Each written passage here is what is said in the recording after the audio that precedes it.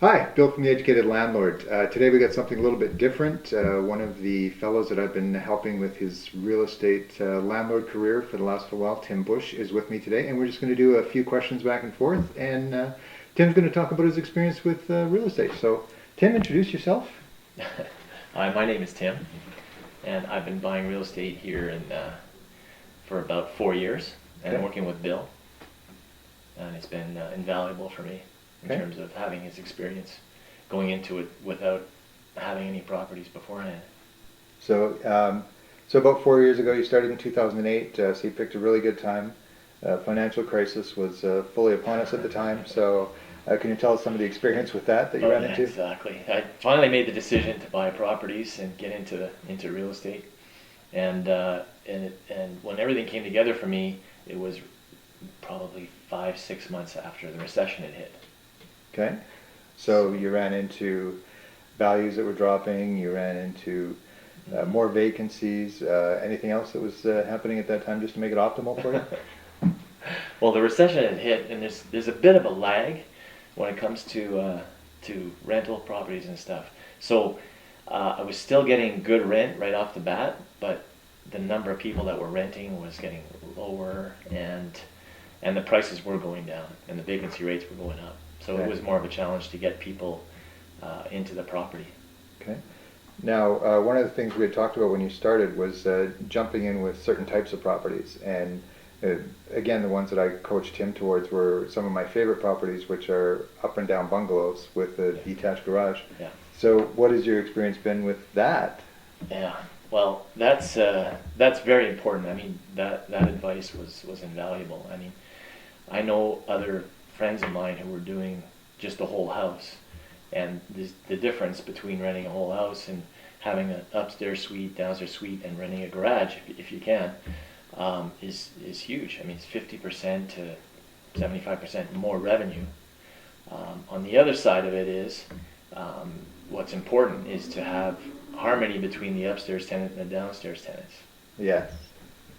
So we had mentioned this a little bit earlier. We were talking in our conversation. We talked about some of the steps Tim has taken. He does a lot of the renovations on his own property, and you've taken extra steps to make sure you've got extra sound barriers, and that's helped out quite a bit. Exactly, exactly. So physically, we try to insulate the upstairs people from the downstairs people. There's always separate entrances, but we're talking about the floors. So insulation from underneath, and then extra flooring on the top to deaden the sound between the two. And the other aspect is, of course, personalities, trying to match the types of people that are on the main floor with the people who are on the downstairs. So if we have children upstairs, we may have children downstairs. But if there's no kids, we try to match the personalities, and that goes a long way to making it a longer, more enjoyable tenancy for our tenants, Definitely. and less problems for us as landlords, for sure.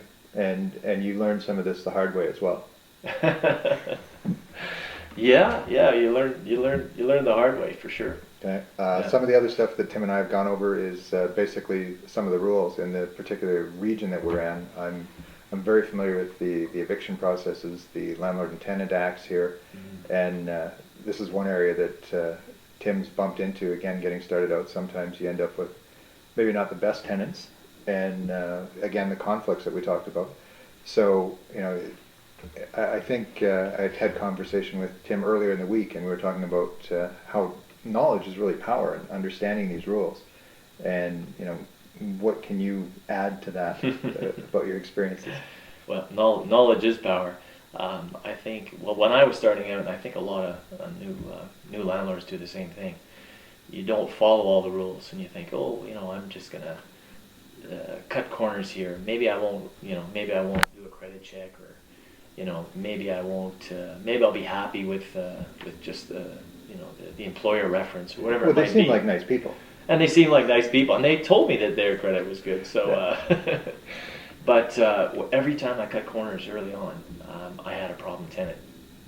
So, and of course, so the number one thing is I think new landlords should try to follow the rules a little bit better if they can, even though interested to Stick, try something stick different. to systems. Stick You to know, the system. Get your system in place. That would be my advice. Follow your system. Make sure you stick with it, Yeah. and you won't be disappointed later. It's even in my experience, when you vary from your standard procedures because they seem like they needed extra help, Yeah. you know, it just seemed like the right thing to do, it backfires. And if does. you're not, you know, kind of looking out for yourself at the same time, you know, it can backfire. So, you know, if they still pass all the tests, even, you know, if they're having a hard time, that kind of opens the gateway if you're having a tenant scenario like that. So, one of the other areas we wanted to talk about, which I'm blanking all of a sudden, Tim, help me here.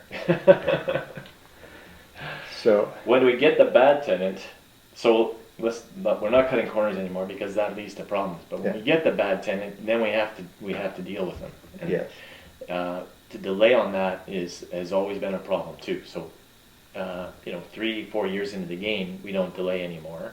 And every time I do have a problem, I call you, Bill. You know that. Yeah. So, oh, Tim's calling. Is it to say hi, or does he have a problem with tenant? Is he buying something new, hopefully? Yeah. So I always appreciate the advice you've given me. It's been invaluable. And now, you know, what I would say to people is, if you have an issue with tenants, you need to get on it right away, because it won't. In 99% of the cases, it won't go away. Yeah. So we have, you know, we learn in our area what the processes are, and you've helped me a lot with that. And you know, we go to it right away. Awesome, Yeah. awesome. And I guess one last thing we'll touch on really quick here is, again, understanding the rules in your area can make a huge difference. And when we were having coffee earlier this week, Tim was talking about one of his tenants, and he's not necessarily excited about carrying on with this tenant because of some of the previous issues. And we're able to use fixed term leases in our region, and this is a huge benefit because you don't have to renew the fixed term leases like a month to month lease. And without the knowledge, again, of knowing what rules and what you can do and how they apply, you know, Tim could have been stuck with this tenant for months and months and years, but now he's got a fantastic out. So, Yeah. you know, you got to know the rules. You got to know how they work in your region. You got to know how they apply to you, and it makes a world of difference.